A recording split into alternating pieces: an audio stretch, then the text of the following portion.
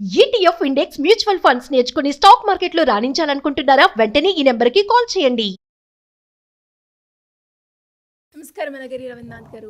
నమస్తే అండి శ్రీ గారు. పాస్టర్ ప్రవీణ్ మృతిపై అనేక రకాల ట్విస్టులు అయితే మనం చూస్తున్నాం ఈ ఇన్సిడెంట్కి సంబంధించి. అండ్ అందులో భాగంగానే గత 2 రోజులుగా పాస్టర్ ప్రవీణ్ మద్యం కొనుగోలు చేస్తూ కనిపించిన వీడియో ఏదైతే ఉందో అది ఇప్పుడు సోషల్ మీడియా ప్లాట్ఫామ్లో వైరల్గా మారింది అని చెప్పొచ్చు. అండ్ ఆ వీడియో చూసిన వాళ్ళందరూ కూడా లిక్కర్ తాగి డ్రైవ్ చేయడం వల్లనే అతనికి ఇన్సిడెంట్ జరిగింది అని కొందరు అంటూ ఉంటే, లేదు ఇది మర్డర్ అని ఇంకొందరు అంటున్నారు. అండ్ దీనికి సంబంధించిన లేటెస్ట్ అప్డేట్స్ ఏంటి సార్? శ్రీ గారు, ముందుగా ఈ పాస్టర్ ప్రవీణ్ యొక్క సంఘటన అనుమానాస్పద మృతిగా ఏదైతే బిఎన్ఎస్ సెక్షన్ 194 క్రిత రాజనగరం పోలీస్ స్టేషన్లో నమోదైనటువంటి ఈ కేసుకు సంబంధించిన వివరాల్లోకి వెళ్ళగలిగితే రోజుకొక రకమైన ట్విస్ట్, గంటకొక ట్విస్ట్ రావడం జరుగుతుంది. అయితే ఈ సంఘటన అనుమానాస్పద మృతి కాదు, ఇది మర్డర్ అని క్రైస్తవ సంఘాలు గట్టిగా ఘోషిస్తున్నాయి. దానికి సంబంధించినటువంటి ఆ క్రైస్తవ సంఘాలకు సంబంధించిన కొంతమంది ఎవరైతే ఉన్నారో, ఎవాంజలిస్టులు కావచ్చు, లేకపోతే పాస్టర్స్ కూడా కావచ్చు, మీడియా ముందుకు వచ్చి ఇది మర్డర్, ఇది మామూలుగా ఇది హత్య చేయించింది తప్ప ఇది మామూలుగా జరిగిన యాక్సిడెంట్ కాదని చెప్పి గట్టిగా మాట్లాడడం జరుగుతుంది. అయితే నేనేమంటానంటే, మన వ్యవస్థల మీద నమ్మకం పెట్టుకోండి. మీరు ఏ మత సిద్ధాంతం వారైనా సరే, క్రైస్తవుల ఇతరత్ర ఎవరైనా సరే, ముందుగా మన ప్రజాస్వామ్యం మీద, మన దర్యాప్తు సంస్థల మీద, మన వ్యవస్థల మీద నమ్మకం పెట్టుకోండి. మత సిద్ధాంతాలు వేరు, ప్రజాస్వామ్య సిద్ధాంతం వేరు.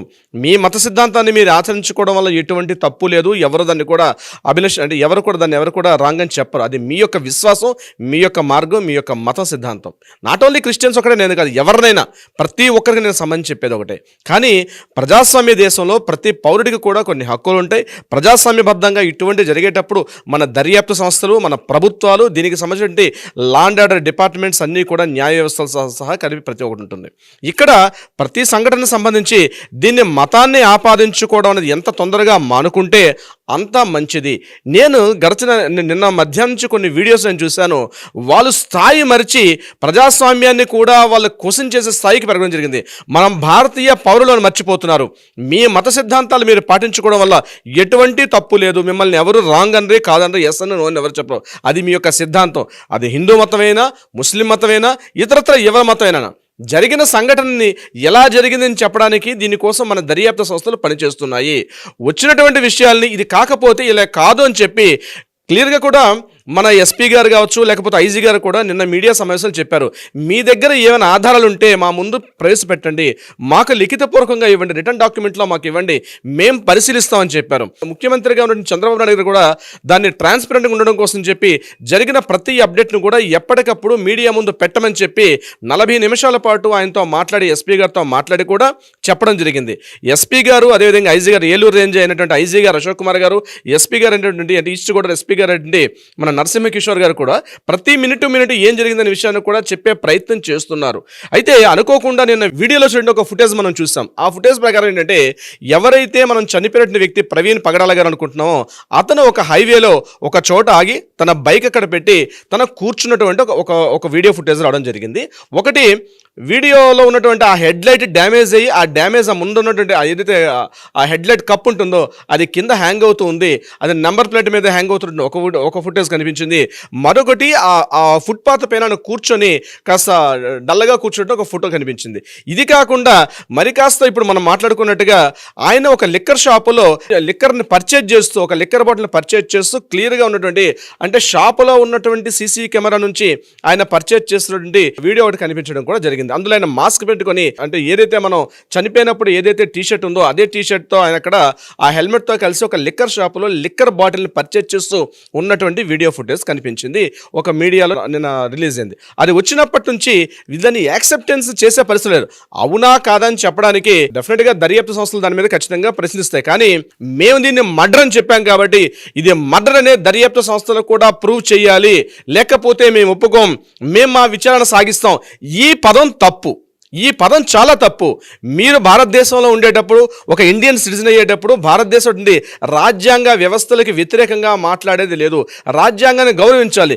మీకేదైనా అనుమానం ఉంటే ఇలాగ కాదు అలాగని చెప్పే హక్కు మీకు ఉంటుంది తప్పించి, మేము అనుకున్నట్టుగానే దర్యాప్తులు రావాలి, మేము అనుకున్నట్టుగానే విచారణ జరగాలి, మేము అనుకున్నట్టుగానే తీర్పులు రాకపోతే మా విచారణ చేస్తామని స్థాయిని మరిచి ప్రశ్నించే స్థాయి ఉంది కదా అనే హక్కు ఉందని ఒక స్థాయిని మర్చిపోయి ఎంతవరకు ప్రశ్నించాలని మర్చిపోయి మన వ్యవస్థల మీద, మన రాజ్యాంగం మీద, మన న్యాయ వ్యవస్థల మీద, దర్యాప్తు సంస్థల లాండ్ ఆర్డర్ మీద, ప్రభుత్వాల మీద వ్యతిరేకంగా మాట్లాడడం అభిలషణీయం కాదు. ఇది కరెక్ట్ సిద్ధాంతం ఎట్టి పరిస్థితుల్లో కాదు. శ్రీ గారు నిన్న మధ్యాహ్నం నుంచి ఇదే జరుగుతుంది. అది ఎస్ఆర్నో ఉంది, ఒక వీడియో ఫుటేజ్ రిలీజ్ చేశారు. మీ దగ్గర కూడా ఏమైనా సాక్ష్యాలు ఉంటే, ఇది కాదు ఇలా జరిగిందని మీ దగ్గర ఏమైనా ఆధారాలు ఉంటే ఆధారాలు బయట పెట్టండి. అంతేగాని మార్ఫింగ్ చేసి, నేను కొన్ని వీడియో ఫుటేజ్ చేశాను, ఎక్కడో మహారాష్ట్రలో జరిగినటువంటి ఒక సంఘటనని ఆ బ్రిడ్జి మీద రియాక్షన్ చేస్తే దాన్ని ఈ యొక్క ఇన్సిడెంట్ కి లింక్ అప్ చేస్తూ కొన్ని మార్ఫింగ్ చేసిన సోషల్ మీడియాలో కొన్ని ఫుటేజ్ కనిపిస్తున్నాయి. ఇగో ఇదే ప్రవీణ్ పగడలా గారిని మర్డర్ చేసిన విషయం అని చెప్తూ కూడా వాళ్ళు రిలీజ్ చేశారు. నేనేమంటానంటే ఇట్లాంటిది కాదు, మీ దగ్గర నిన్న మీడియా వాళ్ళు చేశారు, ఎగ్జాక్ట్లీ మీ దగ్గర కూడా ఉంటా, కౌంటర్ పాయింట్ పెట్టండి, కౌంటర్ వీడియో పెట్టండి మీ దగ్గర కూడా. అంతేగాని మీరు క్వశ్చన్ చేసి ప్రజాస్వామ్యానికి వ్యతిరేకంగా, రాజ్యాంగానికి వ్యతిరేకంగా, న్యాయ వ్యవస్థలకు వ్యతిరేకంగా, విచారణ సంఘాలకు, విచారణ సంస్థలకు వ్యతిరేకంగా మాట్లాడే హక్కు మీకు లేదు. గుర్తు పెట్టుకోండి. ఎస్ఆర్నో ఉంది, తెలియపరచడానికి అక్కడ రాజ్యాంగ వ్యవస్థ ఒకటి ఉంది, అక్కడ ప్రభుత్వాలు ఉన్నాయి, విషయాలు తెలుస్తాయి. వాళ్ళకి టైం ఇచ్చారు. మనం అక్కడ వాళ్ళు అడిగారు కూడా, ఎస్పీ గారు మాట్లాడుతూ 3 రోజులు టైం అడిగారు పోస్ట్ మార్టం రిపోర్ట్ రావడానికి, ఫోరెన్సిక్ ల్యాబ్ నుంచి కానీ, ఫింగర్ ప్రింట్స్ నుంచి కానీ, ఇతరత్ర మేము ఏదైతే చేస్తున్నాం వాటి నుంచి రావడానికి టైం పడుతుంది. వచ్చిన తర్వాత మరలా ప్రెస్ మీట్ పెడతాం. వచ్చేదాకా వెయిట్ చేయాల్సిన అవసరం ఉంది. ఏది వస్తే వాళ్ళు దర్యాప్తు సంస్థలు చెప్తారు. మనం దర్యాప్తు సంస్థలకు వ్యతిరేకంగా ఉంటే దానికి కూడా కౌంటర్ వేసే అధికారం మనకు ఉంది. రాజ్యాంగం మనకు కల్పిస్తున్న హక్కు ఉంది. ఒకవేళ మీకు ఆ దర్యాప్తు సంస్థలు చెప్పినటువంటి ఏదైతే చేస్తున్నటువంటి రిపోర్ట్ మీకు అనుకున్నట్టుగా రాకపోతే దాన్ని చట్ట ప్రకారంగా దాన్ని మీరు ఛాలెంజ్ చేసే అవకాశం ఉంటుంది. అంతేగాని మీడియా ముందుకు వచ్చి రకరకాలుగా ప్రజాస్వామ్యాన్ని, న్యాయ వ్యవస్థల్ని, దర్యాప్తు సంస్థల్ని మీరు కించపరుస్తూ మాట్లాడితే మాత్రం ఒప్పుకునే పరిస్థితి లేదు. దీని మీద ఉపేక్షించేది కూడా కరెక్ట్ కాదు. దీని మీద నిఘా వర్గాలు కూడా పనిచేస్తున్నాయి. ఒక కంప్లీట్ ఒక టీం పనిచేస్తుంది. ఆయన హైదరాబాద్లో ప్రయాణం స్టార్ట్ అయినప్పటి నుంచి ఎండింగ్ ప్లేస్ జరిగిన ఏదైతే సంఘటనా స్థలంలో సీన్ ఆఫ్ ఎవిడెన్స్ మనకి ఎక్కడ జరిగిందో అక్కడ వరకు ఉన్నటువంటి ప్రతి పించ్ టు పించ్, ప్రతి పాయింట్ కూడా పూర్తిగా దర్యాప్తు సంస్థలు దీని మీద పరిశోధన చేస్తున్నాయి. తొందరలోనే రిపోర్ట్ వచ్చే అవకాశం కూడా ఉంటుంది. కానీ స్థాయిని మరిచి హద్దులు దాటి మీడియా ముందుకు వచ్చి మాట్లాడంది కరెక్ట్ కాదు. అది అవునా కాదా అంది ఇప్పుడు నేను చెప్తున్నట్టుగా మీ దగ్గర వేరే ఆధారం ఉంటే మీడియా ముందు ప్రవేశపెట్టండి, మాట్లాడండి. అంతే తప్పించి వ్యతిరేకంగా మాట్లాడు. ఇది మర్డర్ అని మీరు 10 మంది ఒకేసారి గొంతెత్తి ఇది మర్డర్ అని చెప్తే కాదు. దానికి సంబంధించిన ఆధారం కావాలి, సాక్ష్యాలు కావాలి. దానికి కమిటీలు ఏవైతే ఉన్నాయో వాటి ముందు మీరు వెళ్ళి మీ దగ్గర ప్రవేశపెట్టి మాట్లాడాల్సిన అవసరం ఉంటుంది తప్పించి ఇట్లా వన్ సైడ్గా మాట్లాడడం తప్పు. ఇది ఇలా మాట్లాడే పద్ధతి కూడా కాదు. యాజ్ బీయింగ్ అన్ అడ్వకేట్గా నేను చెప్తాను, మీ దగ్గర ఉంటే ఒకవేళ దర్యాప్తు సంస్థలు మీరు చేసినట్టు రిపోర్ట్ మీరు అనుకున్న మీ దగ్గర ఆధారాలతోటి మళ్ళీ ఛాలెంజ్ చేయండి. అంతే తప్పించి ఇట్లా మీడియా ముందుకు వచ్చి మత సిద్ధాంతాలు వేరు, ప్రజాస్వామ్య సిద్ధాంతాలు వేరు. మీ మతాన్ని మీరు ఇంట్లో మీ 4 గోడల మధ్య మీరు ఏం చేసుకున్నా దాన్ని ఎవరు ప్రశ్నించరు. కానీ ప్రజాస్వామ్యాన్ని ప్రశ్నించే స్థాయికి వచ్చినప్పుడు మాత్రం ఎవరు కూడా హర్షించరు. శ్రీ గారు thank you sir. Thank you so much అండి. సుమన్ టీవీలో మీ పర్సనల్ అండ్ బిజినెస్ ప్రమోషన్స్ కోసం కింది నెంబర్కి కాంటాక్ట్ చేయండి.